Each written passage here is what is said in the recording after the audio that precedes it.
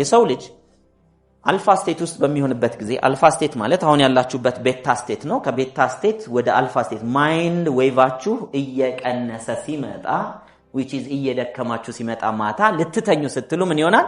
ክሪቲካል ማይንድ ፊልተር ማድረጉን ያቆማል በዛ ሰዓት ላይ የምታዩት ነገር ሁሉ ልክ እንደ ህፃን ድጋሚ ሪከርድ መደረግ ይጀምራል ፊልም ሊሆን ይችላል ሶሻል ሚዲያ ሊሆን ይችላል የምታዩት ህልማችሁ ሊሆን ይችላል የምታዩት ፍላጎታችሁ ሊሆን ይችላል ንዴታችሁ ለሰው ያወራችሁ ሊሆን ይችላል ወዘተርፈ በዛ ሰዓት የምታዩት የምትሰሙትን እንደ ህፃን ልጅ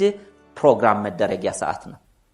ለዚህ ነው ሶሻል ሚዲያ በጣም ብዙ ክፋት ያመጣ ያለው ብዙ ሰው ማታ ነው ቁጭ ሲል ምናምን ሲረጋጋ ምንም ያደርገው ወደ ሶሻል ሚዲያ የሚገባው በዛ ምክንያት ሶሻል ሚዲያ ላይ ያየውን ነገር እውነት ነው ብሎ ያምናል ለዛ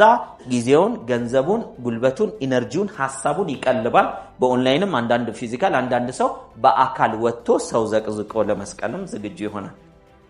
ስለዚህ እኔና እናንተም እስከዛሬ ድረስ የተጠበቅነው እድሉን አተን ነው እንጂ ማታና ጠዋትም ስትነሱ እንደዚህ ነው አልፋ ስቴት ውስጥ የምትሆኑበት ጊዜ you are suggestible ማለት በዛይ ሰዓት የሚያዩን የሚሰማውን ነገር ማይንዳችን ፕሮግራም ያደርጋል ስለዚህ spiritually speaking ጠዋት ስትነሳ ምን አርግ ይባላል ጸልይ አይደል አመስግን ማታም ስትተኛ ምን አድርግ ጸልይ አመስግን